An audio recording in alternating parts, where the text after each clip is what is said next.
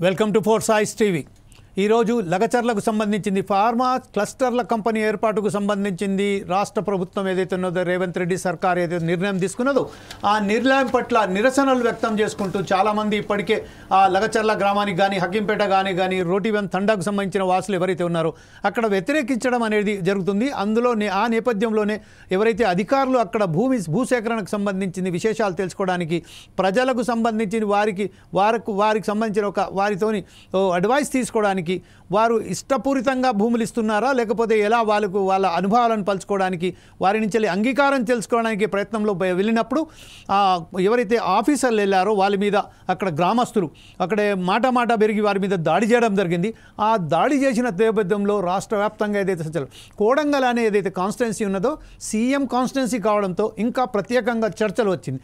ఆ చర్చలు వచ్చిన తర్వాత ఈరోజు మనకు బహిర్గతం ఏంటంటే అందులో దర్దాపుగా మెదక్ జిల్లా, నల్గొండ జిల్లా, ఇట్లా సంగారెడ్డి జిల్లా, ఇలా వికారాబాద్ జిల్లాకు సంబంధించిన 4 గ్రామాలలో కానీ దర్దాపుగా ఒక 12 గ్రామాలకు సంబంధించిన టోటల్గా ఒక 6,000 దర్దాపుగా 6,000 ఎకరాల భూమికి సంబంధించిన వాళ్ళు సేకరించి దీని మీద క్లస్టర్స్ ఏర్పడదామని 7 ప్రాంతాలలో 10 ప్రాంతాలలో ఇట్లా క్లస్టర్స్ ఏర్పాటు చేసి చుట్టుపక్కల క్లస్టర్స్ ఏర్పాటు చేయాలి. అంతే దీంట్లో మనం విషయం తెలుసుకునేది ఏంటి అంటే ప్రస్తుతం ఏదైతే మచ్చర్ల ప్రాంతంలో గత ప్రభుత్వం ఏదైతే ఉన్నదో గత ప్రభుత్వం అక్కడ మచ్చర్లలో ఫార్మా సిటీ అని ఒక గ్రీన్ సిటీగా అక్కడ ఒక దర్దాపుగా 19,000 ఎకరాల భూమిని అక్కడ స్వాధీనపరచడానికి ప్రయత్నం చేసింది. అందులో భాగంగా ఇప్పటి వరకు 9 నుంచి 10,000 ఎకరాల భూమిని కూడా అక్కడ సాధించుకొని దానికి కొన్ని కంపెనీలను కూడా అనుమతించింది. అంటే కొరియన్ కంపెనీలు కానీ జపాన్ కంపెనీలు కానీ అలాగే కొన్ని కంపెనీలు అక్కడ పని కూడా మొదలు చేశాయి. అదే నేపథ్యంలో అక్కడ రేవంత్ సర్కార్ వచ్చిన తర్వాత ఇక్కడ మరొకసారి కొడంగల్ ప్రాంతంలో కానీ ఇంకా ఇతర ప్రాంతంలో ఇంతకుముందు చెప్పినట్టుగా మనం ఇప్పుడు చర్చలో భాగంగా అన్నీ బయటికి వస్తాయి. ఆ విషయంలో అక్కడ ఏర్పాటు చేయడానికి ప్రయత్నం చేయడంలో నిరసనలు వ్యక్తమయ్యాయి. ఆ నిరసనలు వ్యక్తమైన విషయంలో మా రిపోర్టర్ ఎవరైతే ఉన్నారో భావన, మా స్టాఫ్ రిపోర్టర్ అక్కడ వెళ్ళడం జరిగింది. లగచల్ల గ్రామంలో నిర్మానుష్యంగా మారిన గ్రామంలో తిరిగి తర్వాత అక్కడ కొంతమంది యువకులతో, కొంతమంది వృద్ధులతో, కొంతమంది మహిళలతో అక్కడ ఏదో ప్రత్యేకంగా మాట్లాడడం జరిగింది. ఆ విజువల్స్ మనం చూసినాక చర్చలు మొదలు పెడదాం. ఈ చర్చలో ఈరోజు మనతోని పాలు పంచుకోవడానికి, విశ్లేషణ చేయడానికి, వాస్తవాలు తెలపడానికి మన స్టూడియోలో భీమ్రావ్ నాయక్ అంటే ఎస్టీ సెల్ ఇన్ఛార్జ్ ఎవరైతే Greater Hyderabad in charge vice chairman ఏవైతే ఉన్నారో భీమ్రావ్ గారు మనతోటి ఈరోజు స్టూడియోలో ఉన్నారు. అలాగే బీజేపీ నాయకులైనటువంటి వెంకటరెడ్డి గారు మనతోటి ఉన్నారు. అలాగే ఢిల్లీ నుండి బీఆర్ఎస్ నాయకురాలు గత మినిస్టర్ సత్యవతి రాథోడ్ గారు కూడా మనతో జాయిన్ అవుతారు. కాకపోతే కొంచెం టెక్నికల్ కారణాల వల్ల ఆమె ఎస్టీ ఉమెన్స్ సెల్కి సంబంధించిన కొన్ని వద్దకు వెళ్తున్నారు కాబట్టి ఆమె ఒకవేళ కనుక వీడియోలో రాకపోతే నేను ఆడియోలో మాట్లాడతాను, టెలిఫోనిక్ ఇంటర్వ్యూ కూడా ఇస్తానని చెప్పారు. దానికి మేము స్వాగతిస్తున్నాం. అట్లాగే ఇంకోటి సూర్య నాయక్ గారు ఎవరైతే బహుజన నాయకులు ఎవరైతే ఉన్నారో సేమ్ లగచర్ల గ్రామానికి సంబంధించిన బహునాయకులు ఇంతకుముందు కొడంగల్లో రేవంత్ రెడ్డికి వ్యతిరేకంగా ఎవరైతే ఇతను పోటీ చేశారో ఆ సంబంధించిన సూర్య నాయక్ గారు కూడా మనతోటి ఉన్నారు అంటే జూమ్లో. ఇంతకుముందు ఇవన్నీ పెట్టే బదులు ఫస్ట్ ఆఫ్ ఆల్ మనం అక్కడ మా భావన స్టాఫ్ రిపోర్టర్ వెళ్ళిన తర్వాత అక్కడ దృశ్యాలను అక్కడ ప్రజలు ఏదైతే చెప్తున్నారో దాన్ని వినడానికి ప్రయత్నం చేద్దాం ప్లీజ్. చాలా ఇబ్బంది ఆ కంపెనీలో పడితే. మాకు కంపెనీలు ఏం చేయాలి ఏం కదా అని మాకు తెలియదు. మాకు తెలియక ఇబ్బంది అవుతున్నది.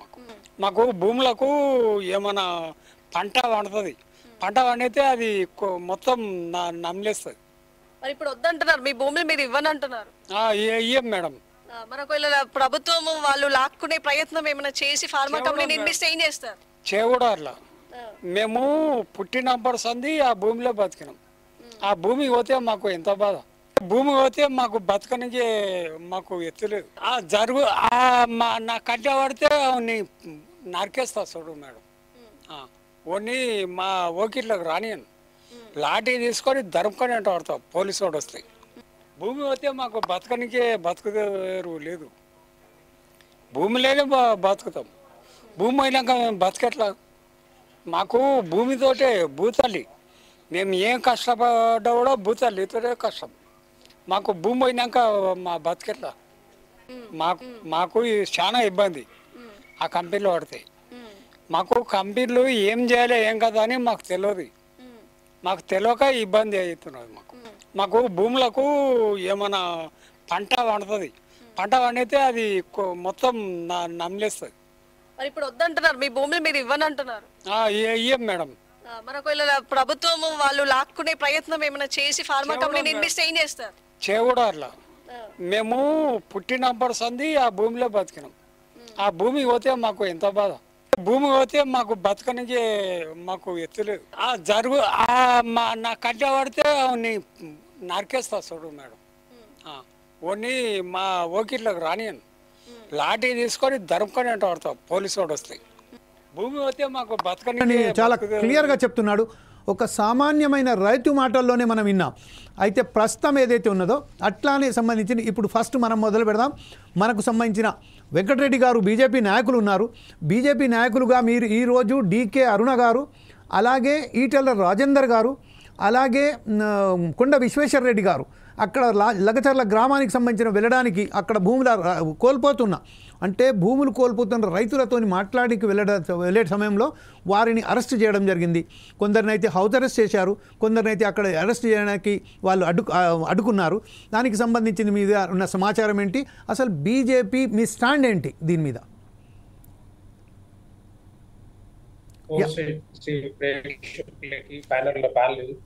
నమస్కారం.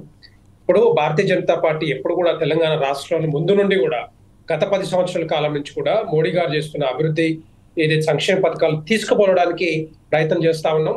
అయితే గత బీఆర్ఎస్ హయాంలో మనం చూసాం రకరకాల ప్రాబ్లమ్స్, రకరకాల ఇప్పటికి మన తెలంగాణ రాష్ట్రం వచ్చినాక తెలంగాణ అభివృద్ధి జరుగుద్ది, తెలంగాణ బిడ్డలు బాగుపడతారు, తెలంగాణ బిడ్డలకు ఉద్యోగాలు వస్తాయి అనుకున్నాం. అది 10 సంవత్సరాలు పోయింది. నేను వెనక్కి ఎలా తెలుసుకోలేదు.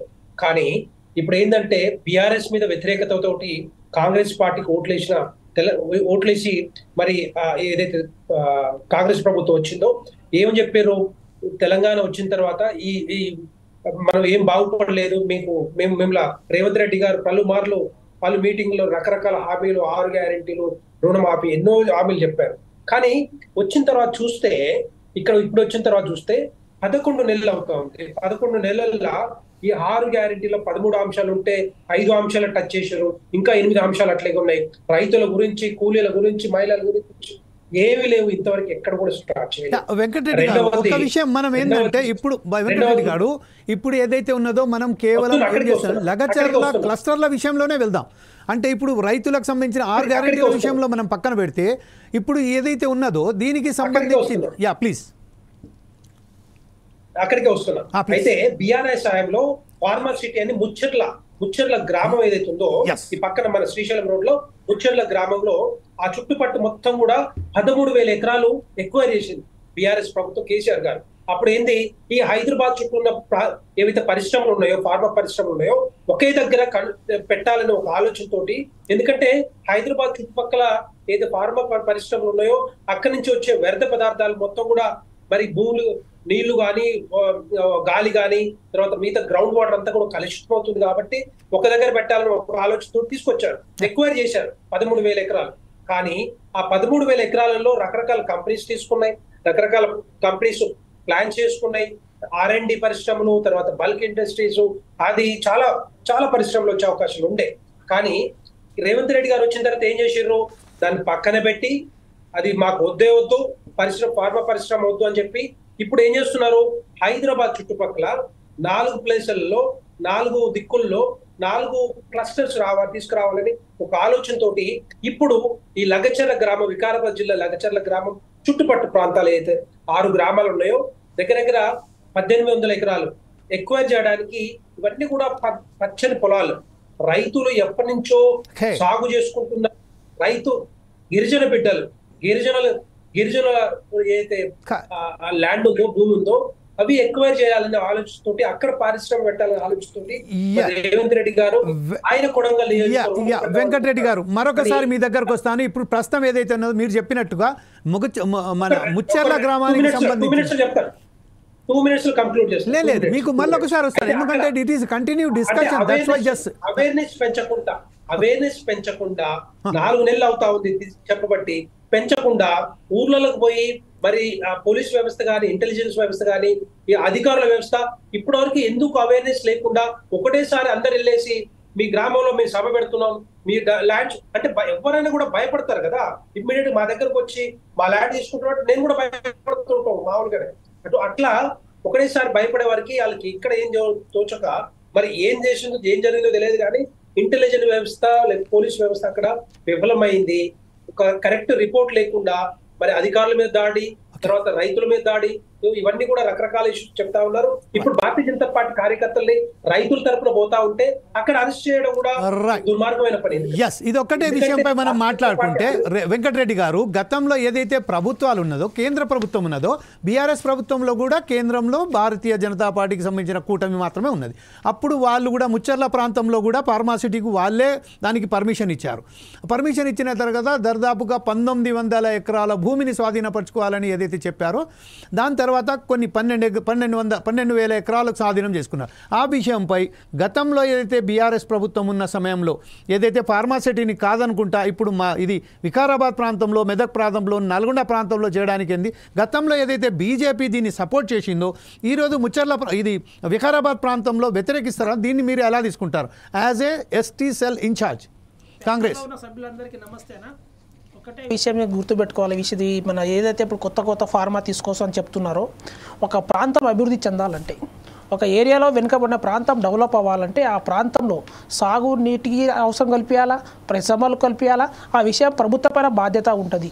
ఏదైతే ఇప్పుడు వికారాబాద్ అనుకుంటున్నామో, సంగారెడ్డి అనుకుంటామో, మెదక్ జిల్లా అనుకుంటామో, ఇప్పటి వరకు సాగునీరు ఒక్క కాలువ లేదు. అంటే దానికి కారణం ఏంది? అక్కడ ప్రజలు ఏ విధంగా డెవలప్ అవ్వాలా, ప్రకృతి సహకరించట్లేదు, సరైన సమయంలో వర్షాలు పడట్లేదు అన్నప్పుడు అక్కడ పరిశ్రమలు పెట్టి పరిశ్రమల ద్వారా వాళ్ళకి లబ్ధి కురుస్తుంది, వాళ్ళకి ఉద్యోగాలు వస్తే ఆ ప్రాంతం డెవలప్ అయ్యే ఉద్దేశంతో 4 మూలలో కాంగ్రెస్ ప్రభుత్వం ఇవాళ ఆలోచన చేసి ఎక్కడైతే రైతుకి అనుకూలంగా లేని భూమి చోట పెడుతున్నారు. ఇప్పుడు ఏదైతే లగచెర్ల అంటారో, లగచెర ప్రాంతంలో వర్షం పడితే కానీ పంటలు పండకపోతే రేపు సంక్రాంతి తర్వాత వాళ్ళందరూ దుబాయ్లకు పనిచేయడానికి వలస వెళ్ళిపోతారు. ఇప్పుడు అదే విషయానికి మనం వస్తే, ఒకవేళ కనుక పంటలు పండవు అని చెప్తున్నారు కదా, అయితే ఇప్పుడు కృష్ణా నదిని సంబంధించిన ఈ మలపడానికి అక్కడ వస్తాం. దానికి ఇప్పుడు ఏదైతే మనం దిండి ప్రాజెక్ట్ తీసుకున్నాము, తర్వాత కల్లకుర్తి ఎత్తిపోతల పథకం తీసుకున్నాము, దాని ద్వారా అది వస్తున్నాయి కొన్ని చోట్ల ప్రాంతానికి మనం తీసుకొస్తున్నాము. ఆ విధంగా ఆ ప్రాంతాన్ని డెవలప్ చేయాలనుకున్నప్పుడు ఆ భూమి అలాంటి ఉంది కాబట్టి పరిశ్రమలకి అనుకూలంగా ఉందని చెప్పేసి ఉద్దేశం పెడతా ఉన్నారు. దానికి బీజేపీ కానీ బీఆర్ఎస్ కానీ దానికి ఏదో అయిపోయింది, ఇక్కడ ప్రజలకు మొత్తానికి మోసం చేసేసి ప్రజలకు అన్యాయం చేసే భీమరావు నాగర్ దీంట్లో నేను ఒకే విషయం అడుగుతాను. ఒకవేళ గనక మనం గనక ఈ ఫార్మా కంపెనీలే ఎందుకు, వేరే ఏదైతే ప్రొడక్టివిటీ కంపెనీస్ పెడితే మాత్రం అతను వ్యతిరేకించమని చెప్తున్నారు కదా. ఇదే విషయంపై మా భావన గారు ఏదైతే గ్రౌండ్ రిపోర్ట్లో ఉన్నారో, అక్కడ భావన గారు మనకు ప్రత్యేకంగా అక్కడ ఆ ఊర్లో ఉన్నారు, ఆమెతో తెలుసుకొని పెడతాం. భావన, మీరు చెప్పండి, అక్కడ పరిస్థితులు ఏమున్నాయి, వాళ్ళు గ్రామస్తులు ఏమంటున్నారు? ఎస్ జమీల్ గారు, మనకి ఇక్కడ లగచర్ల గ్రామంలో భూసేకరణ కోసం ఫార్మా సంస్థ భూసేకరణ కోసం చేపట్టిన ఈ small mistake done by me.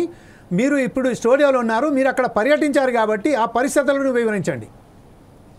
Okay, ఈ సేకరణలో అక్కడ జరిగింది ఏంటంటే, అక్కడ గ్రామస్తులు వాళ్ళ యొక్క భూములు ప్రభుత్వానికి సంబంధించినవైతే 156 ఒక ఎకరాలకి సంబంధించి మాత్రమే అది ప్రభుత్వానికి ఉన్న ముఖ్య ఉద్దేశం. అంటే వాళ్ళవి ప్రభుత్వానికి మాత్రం 156 ఎకరాలు మాత్రమే ఉన్నాయని చెప్పుకోవచ్చు.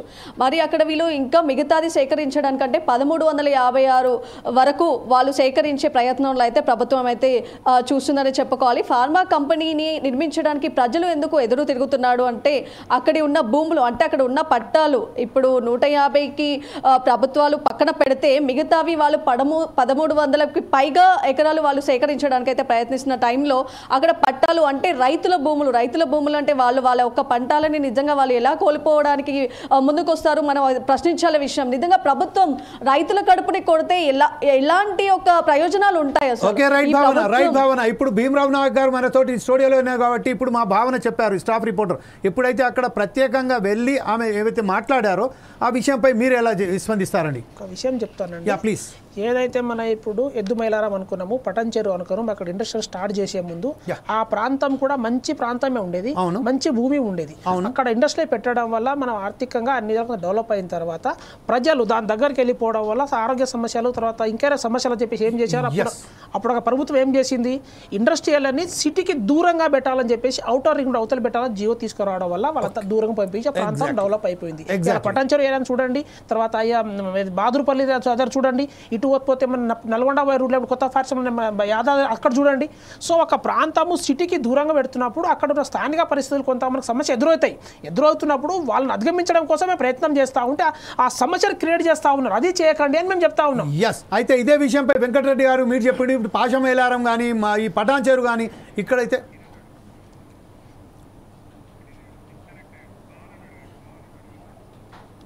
సరే, ఓకే. వెంకటరెడ్డి గారు ఏదో టెక్నికల్ ప్రాబ్లం ఉన్నదంట, అందుకోసమే ఆయన కొంచెం సేపులో మళ్ళీ తిరిగి వస్తారు. అదే విషయంలో ఇప్పుడు భావన, ఇప్పుడు మీరు చెప్పండి.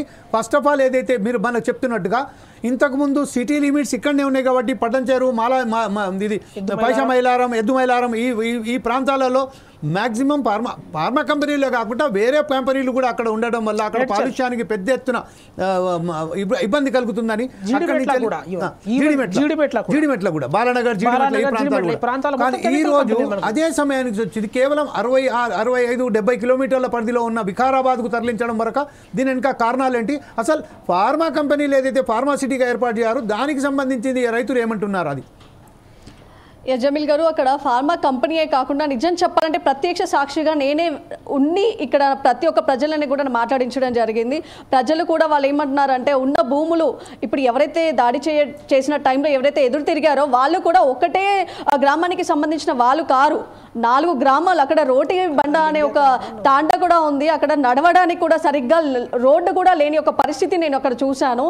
సో మరి ఇక్కడ ఇలాంటి రోడ్డు మధ్యలో కూడా వీళ్ళు ఇలాంటి ఫార్మా కంపెనీ నిర్మించడానికి ఎలా ప్రభుత్వం ముందుకు వస్తుందో నాకు అర్థం కావట్లేదు. ఎందుకంటే ప్రభుత్వం కూడా చూడాలి. మరి 150 ఎకరాలు మాత్రమే ఉన్న ప్రభుత్వం భూముల్లో వాళ్ళు మిగతా ఇంకా 1300కి పైగా ఎలా సేకరించడానికి ముందుకు వస్తున్నారు? గ్రామస్తులు అయితే ఒక 9 నెలల ముందు నుంచి కూడా దీని గురించి ఒక విచారణ అయితే జరిగిందనే చెప్పుకొస్తున్నారు. ఎందుకంటే తమిళనాడు నుంచి కూడా వాళ్ళు భావన, ఇప్పుడు మీరు చెప్పండి. ఇప్పుడు మా భావన గారు ఏదైతే వెళ్ళారో అక్కడ వచ్చినాక ప్రత్యేకంగా చూసినప్పటికీ 9 నెలల నుంచి ప్రక్రియలో భాగంగానే అంటే కాంగ్రెస్ ప్రభుత్వం ఎన్నికైన తర్వాతనే ఒక్కసారిగా ఈ మనకు ముచ్చర్లకు సంబంధించిన భూములు కాకుండా ఇటు సైడ్ దీని వెనుక అసలు అంతర్యం ఏమిటి? కాంగ్రెస్ దీనికి తీసుకురావడం, ఇప్పుడు వికారాబాద్ సంబంధించి తీసుకురావడానికి దానికి అక్కడ విషయం ఏంటంటే అది ప్రాంతము కర్ణాటక బార్డర్ ఉంటుంది. అది డెవలప్ కాని ఏరియా. ఆ ప్రాంతానికి మనం ఇండస్ట్రీ ఏర్పడి ఆ ప్రాంతాన్ని డెవలప్ చేయడం, కానీ దాని తర్వాత ఏదో సీఎం గారి కాన్స్టిట్యూన్స్ అని చెప్పో లేకపోతే ఆ ప్రాంతం దగ్గర మన భూములు తక్కువ రేట్లకు దొరుకుతున్నాం అని కాదు ప్రభుత్వ ఉద్దేశం. ప్రభుత్వ ఉద్దేశం ఏంటంటే అక్కడ ప్రాంతాన్ని డెవలప్ చేయాలనే ఉద్దేశం ద్వారా అక్కడ ఏర్పాటు చేసిపోతుంది. కానీ దానికి అంతమే ఏం లేదు. అక్కడ ఉన్నదా డెవలప్ చేయాలి. ఆ ప్రాంతాన్ని డెవలప్ ఏ విధంగా చేస్తాం? ఇప్పుడు అక్కడ నుంచి కళాకృతి మన ఎత్తిపోతల పథకం కూడా వాటర్ తీసుకురాలేము, చాలా కష్టంతో కూడుకున్న పని. దిండి నుంచి కూడా తీసుకోపోవడం కష్టమైన పని. అక్కడ కర్ణాటక నుంచి మనం వాటర్ తీసుకొని వాళ్ళతో కూడా మాట్లాడితే అది కూడా రాని పరిస్థితి. ఆ ప్రాంతం డబ్బులు ఏ విధంగా చేయాలి అంటే అక్కడ మనకు ఉన్నటువంటి అవసరాలను బట్టి పరిశ్రమలు ఏర్పాటు చేయాలని కాన్సెప్ట్. అందులో ఇప్పుడు మన త్వరగా ఏర్పాటు చేసుకోవడం కోసం వేరే పరిశ్రమలు కాకుండా ఈ ఫార్మాసిటీకి సంబంధించి పెడితే బాగుంటుందని చెప్పేసి నిర్ణయం చేసుకోవడం జరిగింది ప్రభుత్వం. దాన్ని వ్యతిరేకించడం ఏంది? ఫార్మా కంపెనీకి సంబంధించి కూడా నీళ్లు కావాలి కదా. నీళ్ళు కావాలంటే ఖచ్చితంగా అక్కడి నుంచి మీదికి వెళ్ళి నీళ్ళు తీసుకురావాలి. దానికి చెప్తా వినండి. ఇప్పుడు ఒక గ్రామానికి కనీసం రోజుకి ఒక టీఎంసీ వాటర్ కావాలి. అదే ఒక కంపెనీ పెడితే ఎంత అవసరము?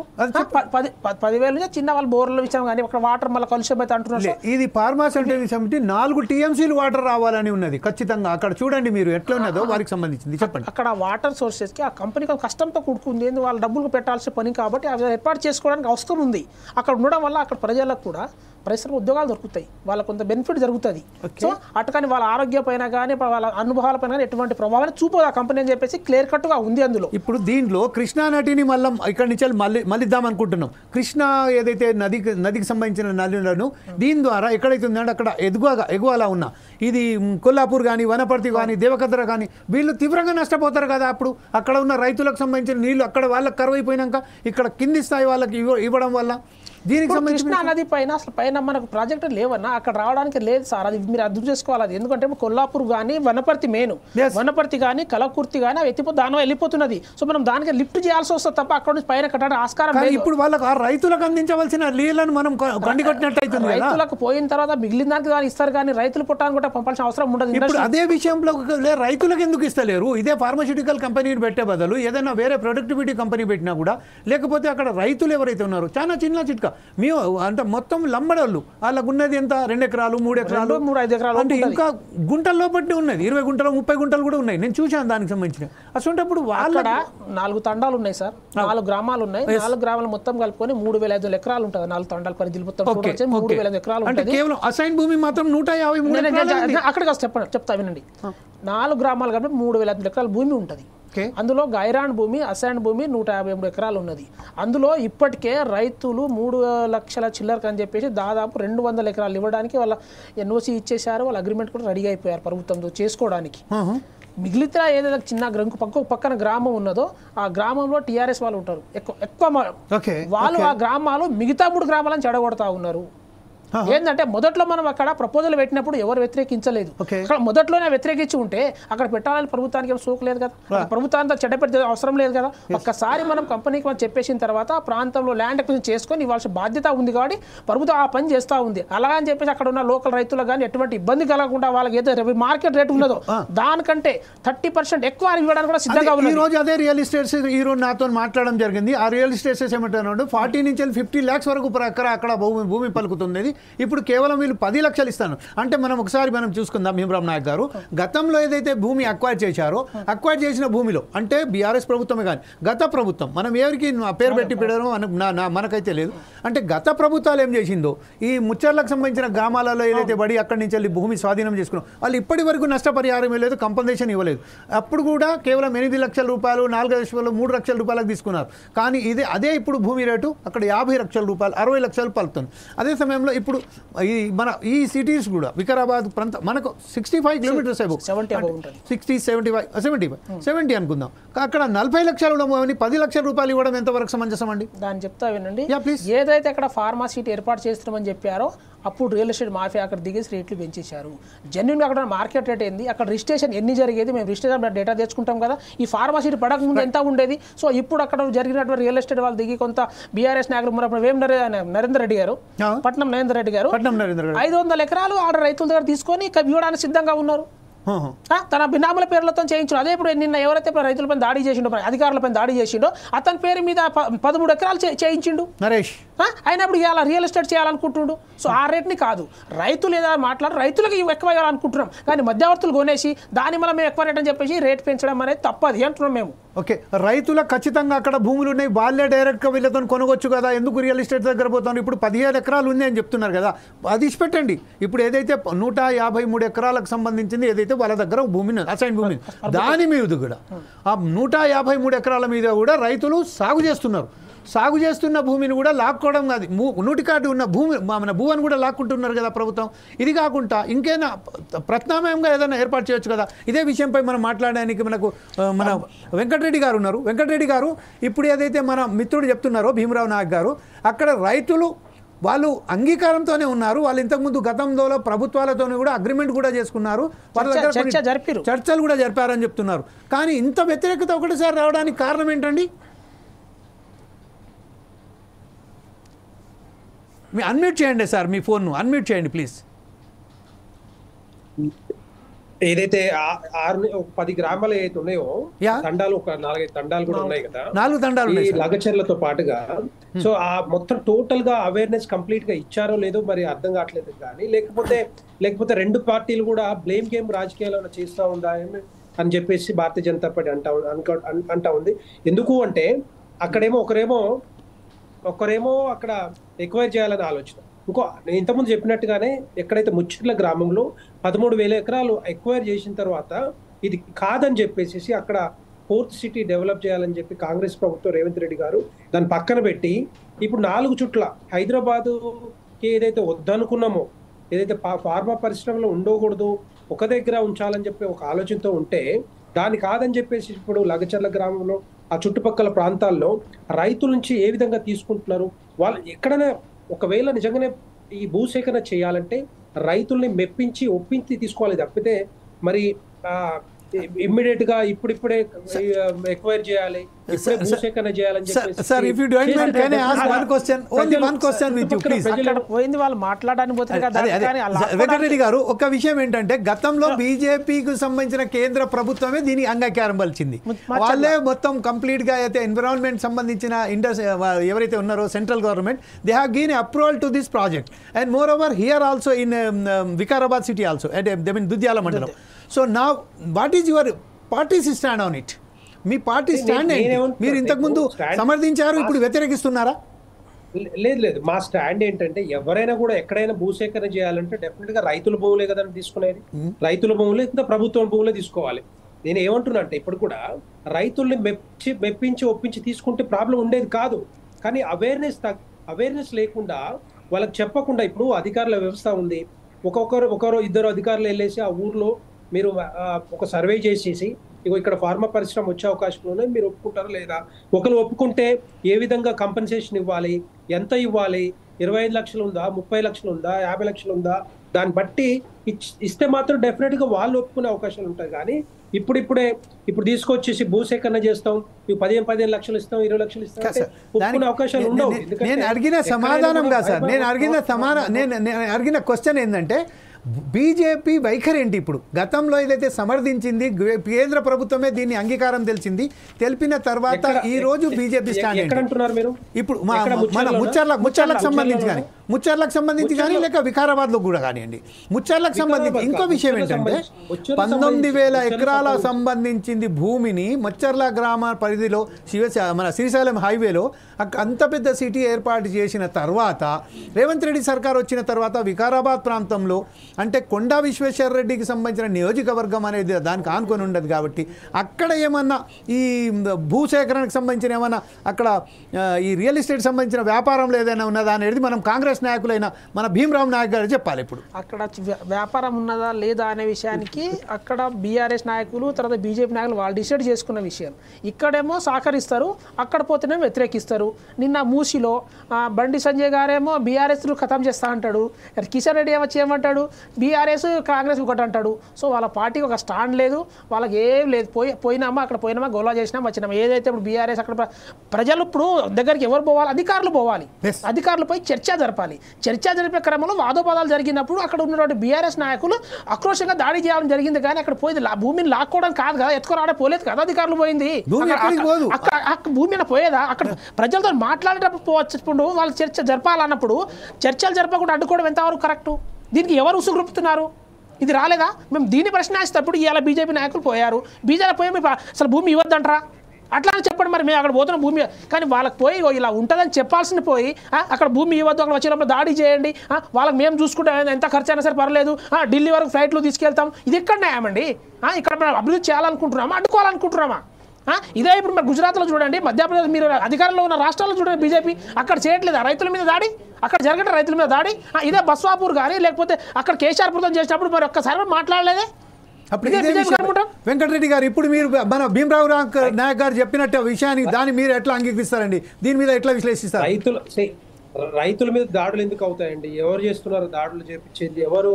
ఇప్పుడు అక్కడ ఢిల్లీలో కానీ లేకపోతే హర్యానాలో కానీ చండీగఢ్ ఏరియాలో రైతు సమస్యల మీద వాళ్ళు కొంత నరేంద్ర మోడీ పర్యటనకు పోతా ఉంటే రైతులు రోడ్డు మీద పడుకున్న తర్వాత అర్థమైంది రైతుల భాష. మీకు ఒక నిమిషం ఉండండి, వెనక ఉండి నడిపించిన ఇన్ని రోజులు తప్పితే ఎప్పుడు కూడా ఇప్పుడు అందుకే చూసాం కదా, ఎక్కడైతే రైతులు ధర్నాలు చేసారో అదే రైతులు మరి భారతీయ జనతా పార్టీ హర్యానాలో గెలిపించారు. అది ఒక్కటి గుర్తుంచుకోవాలి కాంగ్రెస్ ప్రభుత్వం కూడా.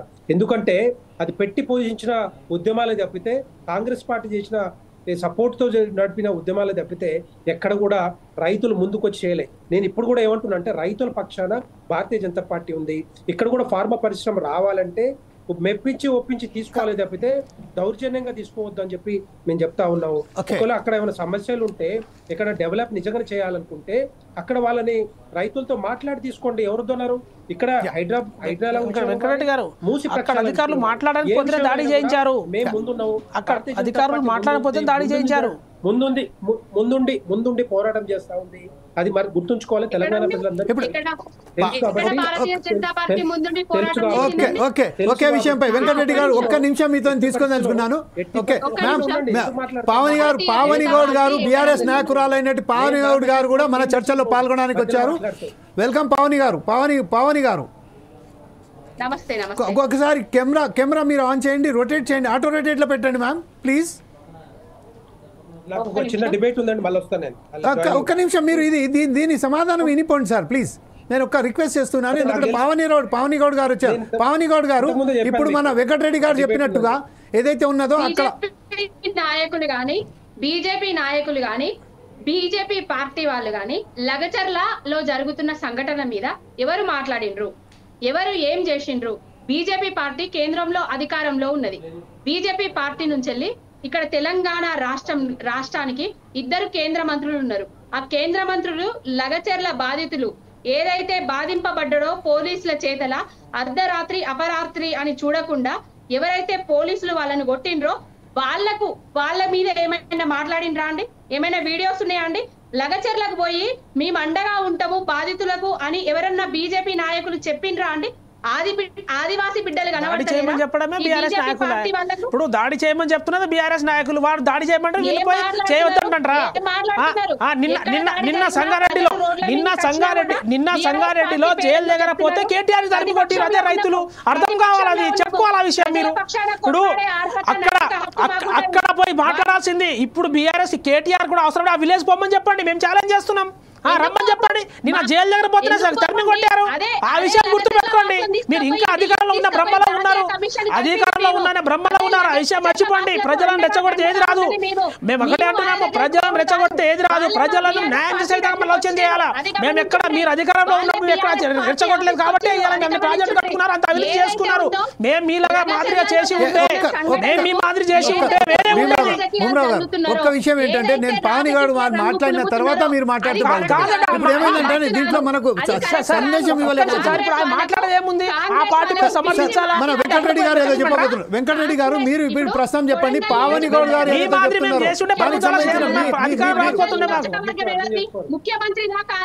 ముఖ్యమంత్రి సొంత నియోజకవర్గ ప్రజలను ఒప్పించి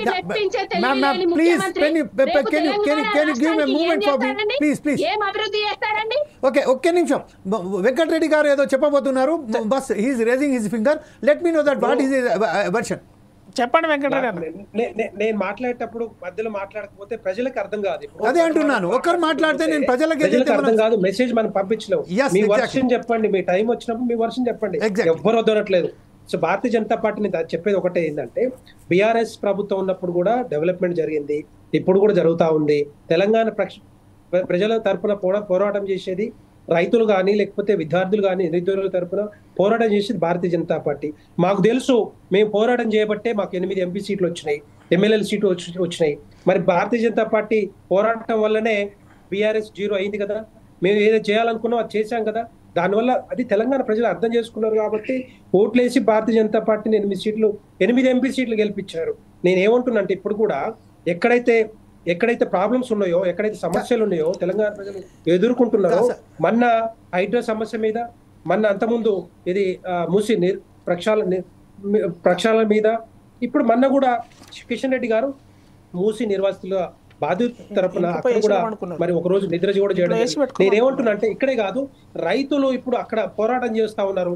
ఆ రోజు కూడా మొన్న ఏదైతే సంఘటన జరిగిందో, డీకే అరుణ్ గారు వెళ్తా ఉంటే జస్ట్ ఏ మూమెంట్. వెంకటరెడ్డి గారు, బీఆర్ఎస్ నాయకులైన మాజీ మినిస్టర్ సత్యవతి రాథు గారు ఢిల్లీ నుంచి వెళ్ళి మనకు లైన్లో వచ్చారు. సత్యవతి రాథు గారు, welcome to the 4 Star studio.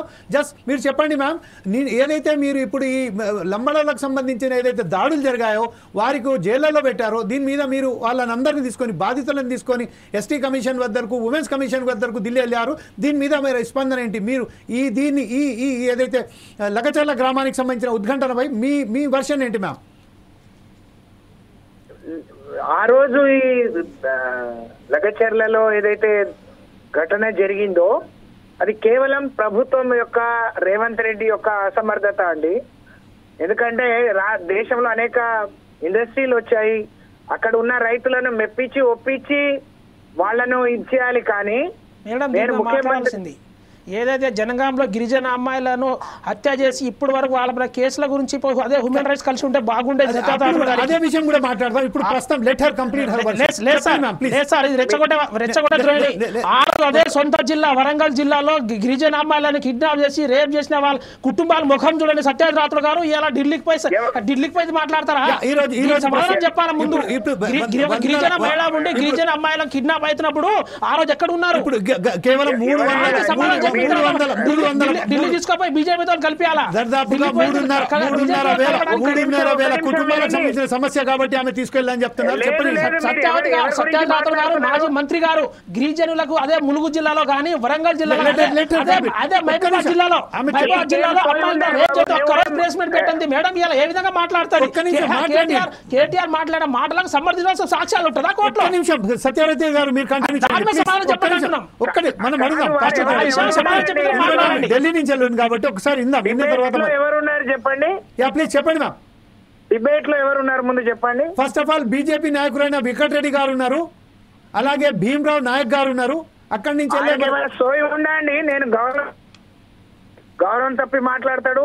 అదే ఇదే డాక్టర్ ప్రీతి చనిపోతే 20 లక్షల రూపాయలు ఇచ్చి వాళ్ళ ఇంట్లో ఉద్యోగం ఇప్పించిన ఘనత కేసీఆర్ ది, టీఆర్ఎస్ ది, సత్యవతి రాథోడ్ది. గాలి మాటలు పట్టుకొని మాట్లాడుతున్నారు ఎందుకో? మేడం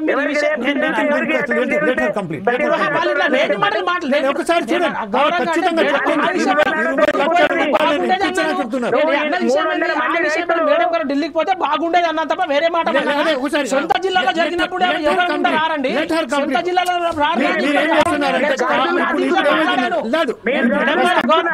మేడం గారు మంత్రి గారు ఉన్నది లగచర్లకు సంబంధించిన విషయం. ఆమెతో మాట్లాడండి. డిస్కనెక్ట్ అయితే మనకు ఆమె వర్షం దొరకదు. తర్వాత మనం ఆమె ఏం చెప్పదలుచుకున్నదో చెప్పలేకపోతాం.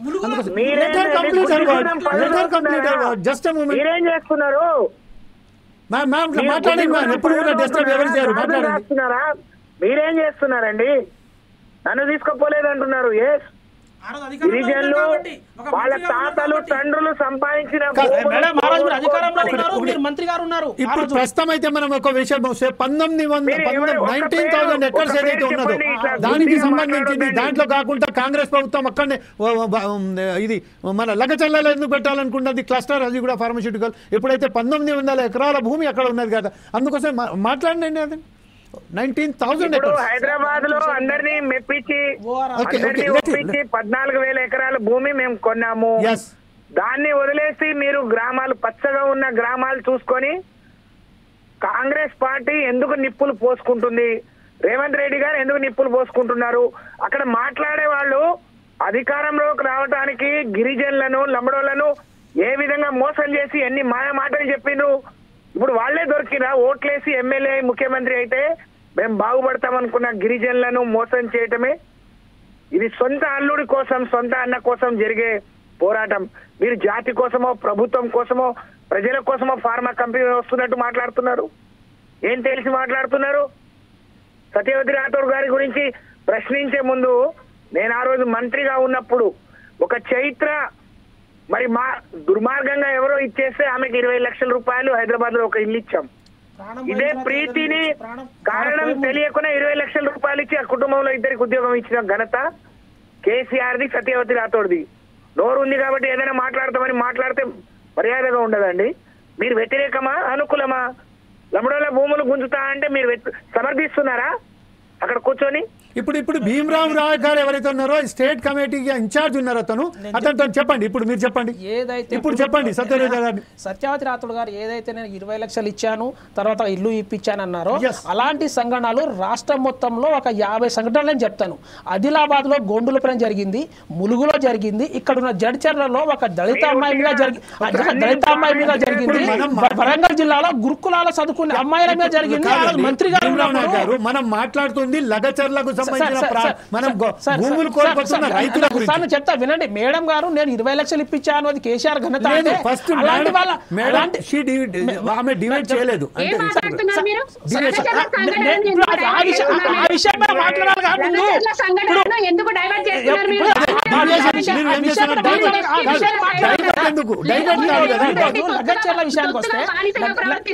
లగచర్ల విషయానికి వస్తే అక్కడ ప్రభుత్వం కొనడానికి వాళ్ళని చర్చలు జరిపితే బీఆర్ఎస్ దాడి చేపిస్తారు అధికారుల మీద.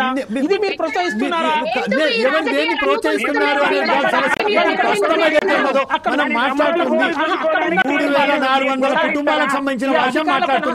దాడి చేసింది ఎవరు? బీఆర్ఎస్ నాయకుడా కాదా? ఆయన ఒక్కసారి సత్యవతి రాథోడ్ గారు మనం మాట్లాడదాం. మేడం సత్యవతి రాథోడ్ గారు మీరు చెప్పండి, 19,000 ఎకర్స్ ఉండంగా కూడా ఈ రోజు లగచర్ల ప్రాంతంలో, దుద్యాల ప్రాంతంలో ఏదైతే కాంగ్రెస్ ప్రభుత్వం తీసుకురావడానికి, అది కూడా ఫార్మా క్లస్టర్స్ కంపెనీ ఓవరాల్గా మనం సిటీ మొత్తానికి మెదక్ జిల్లా, నల్గొండ జిల్లా, అలాగే వికారాబాద్ జిల్లా, రంగారెడ్డి జిల్లాలో ఏర్పాటు చేయడానికి అసలైన కారణాలు ఏంటి మేడం మీ దృష్టిలో? వాళ్ళ సొంత ప్రయోజనం అండి. ప్రభుత్వ భూమి కొంటే ప్రభుత్వం పోవాలి, కలెక్టర్ మీద దాడి అయితే సిఎస్ పోవాలి.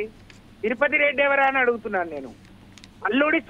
అల్లుడికి ప్రయోజనం చేయటానికి, సొంత అల్లుడికి ప్రయోజనం చేయటానికి మా లమ్మడోళ్ళు ఇన్ని రోజులు కష్టపడి కాపాడుకున్న భూములను మరి గుంజుకునే, లాక్కునే హక్కు మీకెవరు ఇచ్చిందని మేము ప్రశ్నిస్తున్నాం. మేము ఫార్మా ఇండస్ట్రీకి వ్యతిరేకం కాదు, అలాగే ఈ ల్యాండ్ ఎక్వేషన్ కి వ్యతిరేకం కాదు, కానీ వాళ్ళని మెప్పియాలి.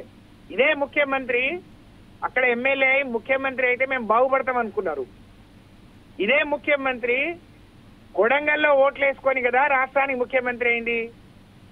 ఈ 11 నెలల్లో 25 సార్లు ఢిల్లీ వచ్చిన రేవంత్ రెడ్డికి కొడంగల్లో ఉన్న లమ్మడోళ్ళ భూములు తీసుకునే ముందు వాళ్ళతోని మాట్లాడే తీరిక, ఓపిక, సోయి లేదా అని నేను అడుగుతున్నాను. దానికి మీరేం చెప్తారు?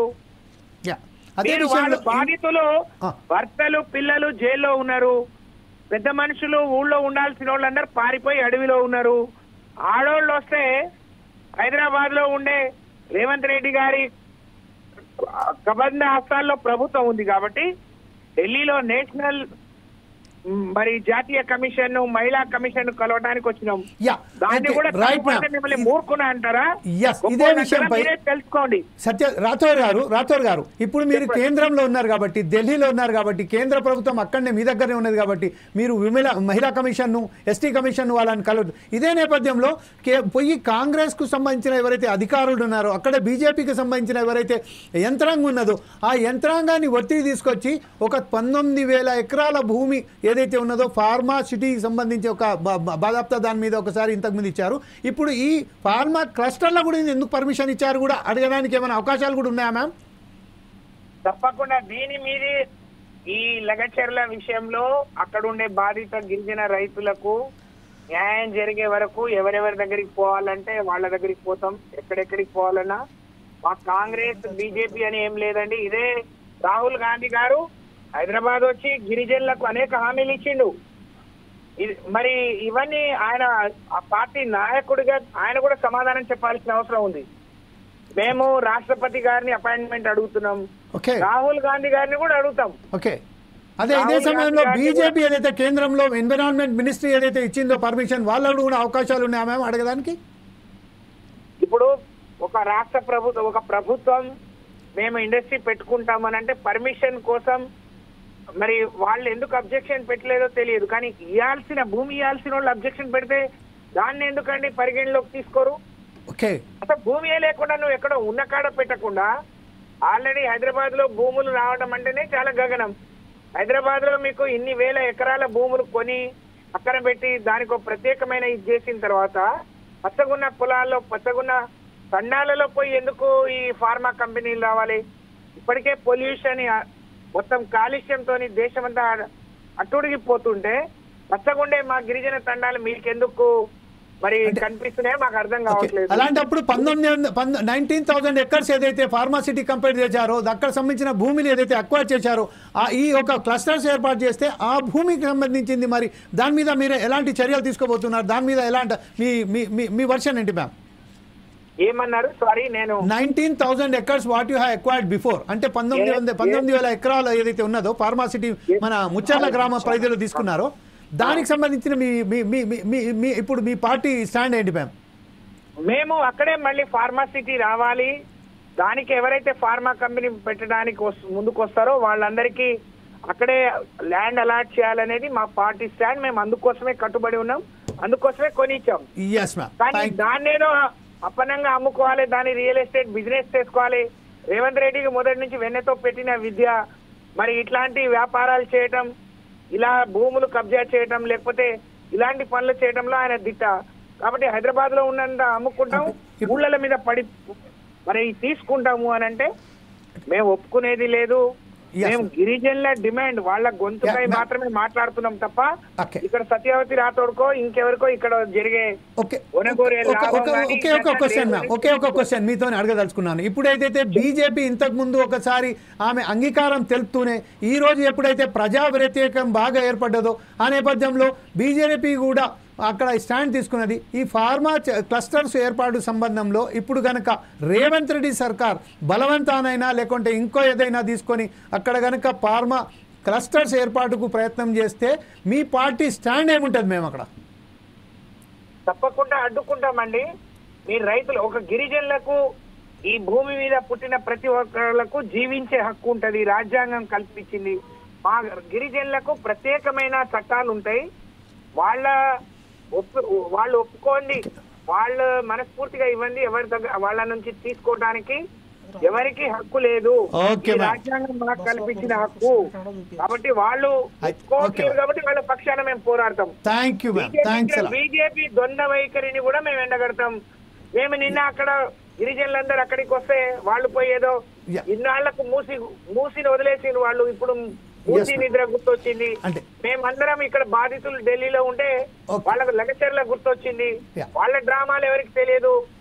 మేము తప్పకుండా ప్రజల పక్షాన ఉంటాం. అది రైట్ మ్యామ్, థ్యాంక్ యూ. ఇక్కడ మనకు బీఆర్ఎస్ సంబంధించిన ఎవరైతే మనకు మాట్లాడడానికి పావని గౌడ్ గారు కూడా మనతోటి ఉన్నారు. పావని గౌడ్ గారు కూడా బీఆర్ఎస్ తరఫున ఏదైతే మాట్లాడుతున్నారో మనకు విశ్లేషిస్తున్నారు, అలాగే ప్రశ్నలు ఇస్తున్నారు. ఆ సంబంధించిన ఈ విషయంపై మన భీమ్రావు నాయక్ ఎవరైతే చెప్తున్నారో భీమరావు నాయకులను అలాగే వెంకటరెడ్డి గారు ఉన్నారు, వారితో మాట్లాడడానికి. పావని గౌడ్ గారు, ఇప్పుడు మీరు చెప్పారు, మన మేడం చెప్పారు, సత్యవతి రాథోడ్ గారు ఢిల్లీలో ఉన్నారు కాబట్టి చాలా క్లియర్ కట్గా ఆమె చెప్పారు. ఈవెన్ దో రేవంత్ రెడ్డి బలవంతాన కూడా ఒక ప్రయత్నం చేస్తే మాత్రం మేము అడ్డుకుంటాము ఖచ్చితంగా. ఇంకోటి బీజేపీ ద్వంద్వ వైఖరిని కూడా మనం ప్రశ్నిస్తాము అని చెప్తున్నారు. దీని మీద మీరు ఎలా విశ్లేషిస్తారండి? ఇప్పుడు ఆది నుంచి డిసెంబర్ 9వ తారీఖు నుంచి కాంగ్రెస్ ప్రభుత్వం అధికారంలోకి వచ్చిన తర్వాత ఏ వర్గాన్నండి మోసం చేయండి, ఏ వర్గ ప్రజలనండి రోడ్ల మీదకి తీసుకురాండి, ఏ వర్గ ప్రజలండి ప్రభుత్వం వ్యతిరేక కార్యకలాపాలు చేస్తున్న రేవంత్ రెడ్డి మీద యుద్ధం చేయండి. రైతులు వచ్చిర్రు. ఇప్పుడు లగచెర్ల వాసులకు ఏవైతే వాళ్ళ భూములను అన్యాయంగా గుంజుకుంటున్నారో, వాళ్ళ భూముల మీద వాడి వీళ్ళు ఏడుస్తున్నారో, ఆ సంఘటనను కూడా బీఆర్ఎస్ పార్టీ చేపిస్తుంది అనడం అన్యాయం. వాళ్లకు ఒకవేళ ఇష్టం అయితే ఆ భూములు ఇచ్చేసేది ఉంటే, ఆ ఫార్మాస్యూటికల్ కంపెనీ రావడం ఆ గ్రామస్తులకు ఆ ఏరియా ప్రజలకు ఇష్టమైతే మేమెందుకు అడ్డుకుంటామండి? భీమరావు నాయక్ గారు ఏదైతే చెప్తున్నారో ఖచ్చితంగా నేను కూడా గ్రామవాసినే కాబట్టి ఇక్కడ ఖచ్చితంగా ఎవరైతే ఉన్నారో ఇంతకుముందే అగ్రిమెంట్ కూడా చేసుకున్నారు. అగ్రిమెంట్ చేసుకున్న తర్వాత కొంతమంది అక్కడ ఉసుగల్పడంతోనే వాళ్ళు ఇప్పుడు వ్యతిరేకించారు. అంతలో కూడా చాలా మంది బయటి వారు వస్తారని చెప్తున్నారు. దీని మీద మీరు భీమరావు గారు, పావని గారు అడిగినట్టు విషయం ఏదైతే చెప్తున్నారో దాని మీద మీరు ఎట్లా విశ్లేషిస్తారు?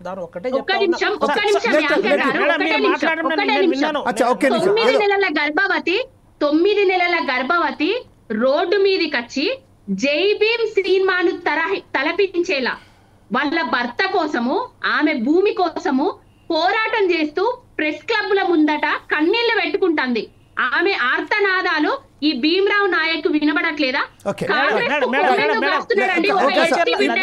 విషయం కన్నా ముందు మీరు ఇంతగా ఉంటే బస్ పవర్ బాధ్యులు జరిపోయి పోండి, లేకపోతే అదే మనకు ఉన్నటువంటి మున్నేరు వాగు అక్కడ నుంచి వాళ్ళు విలేజ్ కాలేజ్ రాత్రి కాలేజ్ వాళ్ళ దగ్గర పోయి మాట్లాడితే కూడా మేము సంతోషించేటోళ్ళము. ఇలా కాంగ్రెస్ అధికారంలో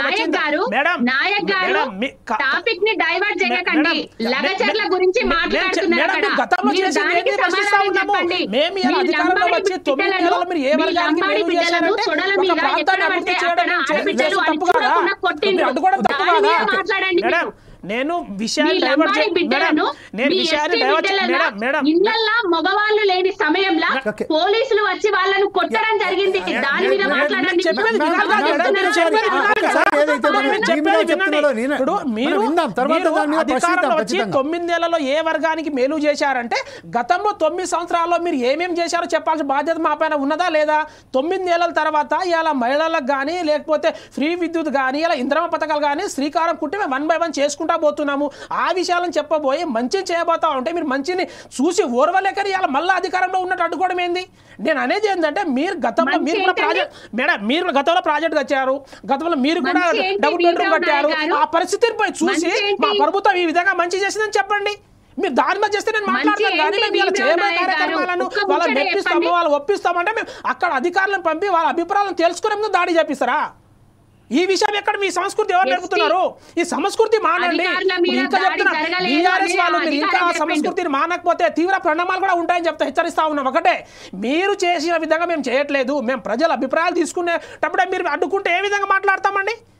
ప్రజలు చూస్తా ఉన్నారు, ఇలా తెలంగాణ ప్రజలు మాకు మీ 9 సంవత్సరాల అధికారం చూసి మాకు అవకాశం ఇచ్చారు.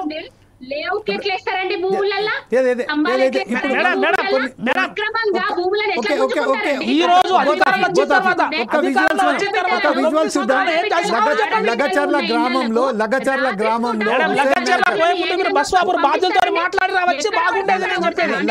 గ్రామంలో హుసేన్ నాయక్ గారు అక్కడ లంబడోళ్లతో మాట్లాడడం జరుగుతున్నది. ఆ మాట్లాడిన విషయాలను మనం తెలుసుకోనికి ప్రయత్నం చేద్దాం. అక్కడ ఎవరైతే లగచర్ల హుసేన్ నాయక్ గారు అక్కడ ప్రత్యేకంగా ఎస్టీ కమిషన్ ఎవరైతే మెంబర్ ఉన్నారో అతను అక్కడికి వెళ్ళారు. అది చూస్తున్నాం. కమిషనర్ ఇతను వరంగల్ జిల్లా సొంతవాద జిల్లా. అదే వరంగల్లో గిరిజన మహిళలు గురుకులో చదువుకుని 9 క్లాస్ 8 అమ్మాయి. ఇప్పుడు చెప్పండి దీన్ని ఫస్ట్ ఇది చూసినాక తెద్దాం. బీజేపీ ఇది మీరు తర్వాత చెప్పండి. ఇదే హుసేన్ నాయక్ గారు అలాగే అశోక్ రెడ్డి గారు అక్కడ ఉన్నారు. మనం చూస్తున్నాం ప్రత్యక్షంగా లంబడోళ్లతో మాట్లాడడం జరుగుతుంది. అసలు వాస్తవం జరిగింది ఏంటంటే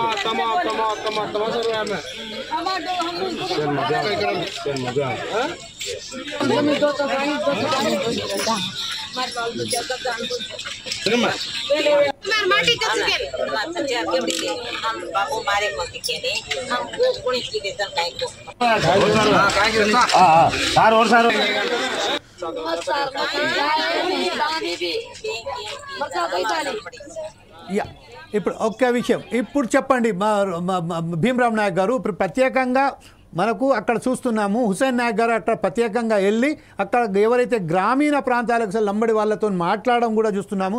ఈ నేపథ్యంలో ఇప్పుడు కాంగ్రెస్ స్టాండ్ ఏంటి? అక్కడ వ్యతిరేకత ఉన్నదా లేకపోతే సమర్థిస్తున్నారా? కాంగ్రెస్ స్టాండ్ ఒకటే, అక్కడ ఏదైనా సరే ప్రజలను మెప్పించి డెవలప్ చేసే బాధ్యత మేము తీసుకుంటున్నాం. అదే ఆ పనే చేస్తాం. ఇక్కడ హుసేన్ నాయక్ గారు ఢిల్లీ నుంచి వచ్చేసి అక్కడ పోయి బాధ్యులతో మాట్లాడమే సంతోష విషయం. వాళ్ళ అభిప్రాయాలు తీసుకొని మంచి చెప్పాలా, చెడు చెప్పాలా, మేము కాదని చెప్పట్లేము. కాకపోతే హుసేన్ గారు నేను అడిగేది ఏంటంటే మీ సొంత జిల్లాలో ములుగులో కానీ వరంగల్లో కానీ అమ్మాయిలపైన జరిగినప్పుడు ఎందుకు వాళ్ళ కుటుంబాలను పరామర్శించి అభిప్రాయాలు తీసుకొని ఢిల్లీకి పోయి వాళ్ళపైన ఇప్పటివరకు యాక్షన్ తీసుకోలేదు? కనీసం కాబట్టి నేను అనేది ఏంటంటే గతంలో ఉన్నప్పుడేమో నిద్రపోతారు, ఇలా కాంగ్రెస్ ప్రభుత్వం పనిచేస్తా ఉంటే వచ్చేసి మేము ఢిల్లీ నుంచి దిగేసినాము, మేము మా ప్రభుత్వం ఇక్కడ ఉన్న ప్లేట్లో తీసుకొని అక్కడ మానవ కంప్లైంట్ ఇస్తా అంటే మరి అదే కంప్లైంట్ గతంలో చేసి ఉంటే మేము బాగుండేది కదా. 9 సంవత్సరాలు మీరు చేసిన బాధ్యతలు మేము చెప్తా ఉంటే మీరు 9 నెలల విషయం చెప్తా ఉన్నారు. మీరు ఆ విషయం ఎన్ని ప్రాజెక్టులను అడ్డుకునే ప్రయత్నం చేసిరో తెలంగాణ ప్రజలకు మొత్తం తెలుసు. తెలంగాణ ప్రజలు ఎప్పుడు ఎవరిని కూడా చేసిరు కాబట్టి మాకు అవకాశం ఇచ్చిరు. 9 సంవత్సరాలు భాగవతం చూసిరు. మీరు ఇంకా బ్రహ్మను వదిలేసిపోండి. ఫస్ట్ 9 సంవత్సరాలు మీరు ఏం చేసిరు? రేవంత్ రెడ్డి అలవి కాని హామీల వల్ల గెలిచిండ్రు గాని రేవంత్ రెడ్డి బీజేపీ పార్టీ చీకటి ఒప్పందాల వల్ల తెలంగాణ రాష్ట్రంలో కాంగ్రెస్ అవును రేవంత్ రెడ్డి ఆ హామీ ఇచ్చింది కాదు, మీరు ఆ హామీ ఇవ్వలేక చేయలేక రాష్ట్రానికి అప్పులు పాలు చేసిరు కాబట్టి ఆ విషయం చెప్పండి. ప్రజలు మిమ్మల్ని ఆశీర్వదిస్తారు కానీ కేసీఆర్ గారు ఒక్క రోజు కూడా ప్రజలతో కలిసింది లేదు, మాట్లాడడం లేదు. ఫామ్ హౌస్ లేకపోతే సెక్రటరీ రాని ముఖ్యమంత్రి అండి, సెక్రటరీ ఒక్క రోజు రాని ముఖ్యమంత్రి. మా మంత్రి అలా కాదు కదా, మా మంత్రి స్వయంగా ఎల్బీ స్టేడియంలో ప్రతి నెల ఉద్యోగులతో మాట్లాడుతూ ఉన్నారు, ప్రతి ఒక్క వర్గంతో మాట్లాడుతూ ఉన్నారు. ప్లీజ్ చెప్పండి మేడం చెప్పండి. భీమరావ్ నాయక్ గారు లగచర్ల ఎస్టీ బాధిత బిడ్డల తరపు ఉంటాడా లేకపోతే రేవంత్ రెడ్డి వైపు ఉంటాడా? ఆయననే తెలుసుకోమని చెప్పండి. ఇంకొకటి, ఏదైతే అర్ధరాత్రి ఎస్టీ బిడ్డల దగ్గరికి పోలీస్ అధికారులు పోయిండ్రో, వాళ్ళను చిత్రవదలు చేసిండ్రో, ముట్టుకోరాని చోట ముట్టుకొని వాళ్ళను కొట్టరాని చోట కొట్టిండ్రో, ఆ అధికారులను సస్పెండ్ చేసే వరకు కూడా మా యుద్ధం ఆగది. ఇది కాంగ్రెస్ ప్రభుత్వం అని ప్రజాపాలన అని అధికారంలోకి వచ్చిన తర్వాత ప్రజలను మైమర్చిపోయే విధంగా ఉన్నదండి కాంగ్రెస్ ప్రభుత్వం పాలన.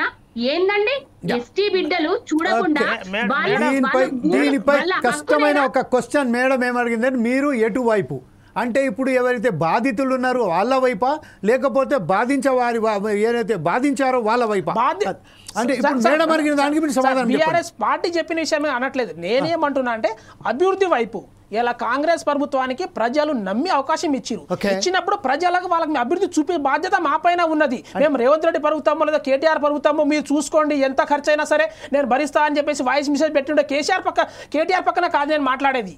ప్రభుత్వం వైపులో బాధ్యత ఉన్నాము, వాళ్ళ అభిప్రాయాలు తీసుకుంటాము, వాళ్ళ అభివృద్ధి చేయ బాధ్యత చూపిస్తాం. కానీ మీరు ఏ వైపును తెలుసుకున్నట్టే మీరు బస్సాపూర్ బాధ్యత పోయి అది ఆ మాట చెప్పండి, అక్కడ అదే గ్రామం చెప్పండి, మేము వస్తాం మాట్లాడడానికి.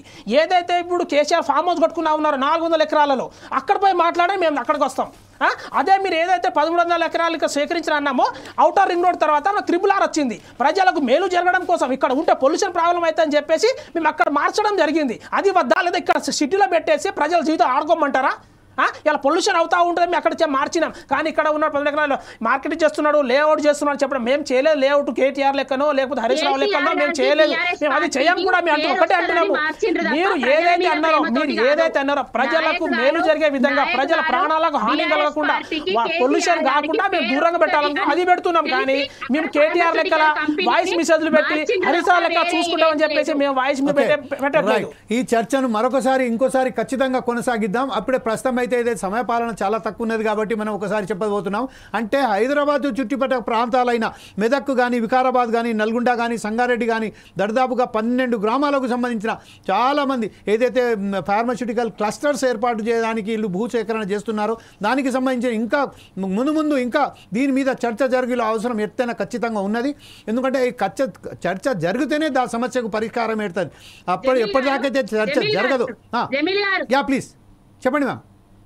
భీమ్రావ్ నాయక్ గారిని ఒక్కటే కోరుకుంటామండి, ఏంటంటే ఎస్టీ బిడ్డలు ఎవరైతే 9 నెలల గర్భవతి రోడ్డు మీదకి వచ్చి నా భర్త కావాలి, నా భర్త జైల్లో ఉన్నాడు, నా భూమి కావాలి, నా పిల్లలకు నా భూమి ఉండాలి అని కొట్లాడుతున్నదో ఆ ఆడబిడ్డ తరపున నిలబడి కొట్లాడండి.